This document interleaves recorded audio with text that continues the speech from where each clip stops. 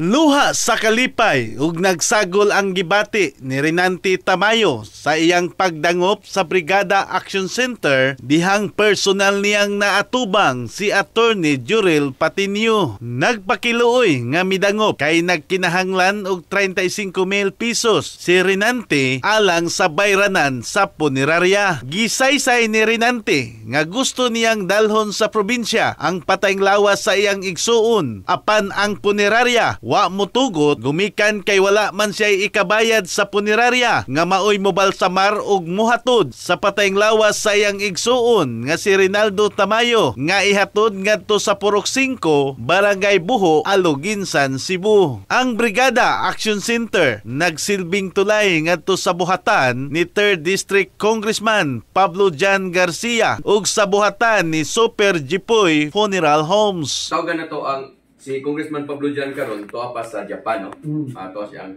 siyang pamilya. So muna nga atong gitawagan niyang chief of staff diri sa Cebu. So si Ma'am Odisa Lison okay na. Kunya do na iya ikuha imong number kay manawag siya nimo. Subay nini, daling nakabot ang kasulbaran sa problema ni Kabrigada Renante. Ang nagmasulubon nga igsuon sa namatay. Mapasalamaton kayo kaysa iyang pagdangop sa brigada na sulbad ang problema. Salamat kayo sa brigada, sa mga staff diri nga tanan. Okay. Luwas na akong problema sa pag-travel ug atong bayranan. Ang problema na po na ni dito na pero ay kamu ni anak. Sagot na na. Marto, salamat kayo. God bless kayo ninyo tanan. Sige nante, ang pasubo ni mo ha, pero at least bisan pa man, solve ba yung problema? Okay. Sige, maraming salamat and Happy New Year kaya po ni mo sa Renante. Ay, buol dia ay sige kuan kanang puno lantas kadasig kanunay ha. Na may mga pamaaging ako lang gibayolate sa pagkakaroon because about ang end of the year.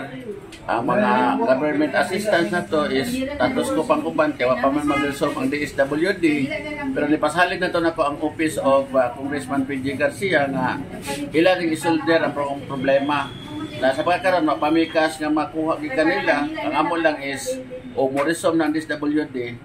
That is the time nga paproseso nila mo ang tagtungod sa DSWD para mabalik sa nama mong katedad nga gipangayo bukti ba sa serbisyo sa among gi kanang serve o gi-service ngadto nila. In the heart of changing lives, ako si Brigada Alan Tangkawan sa 90.7 Brigada News FM Cebu, the Music and News Authority.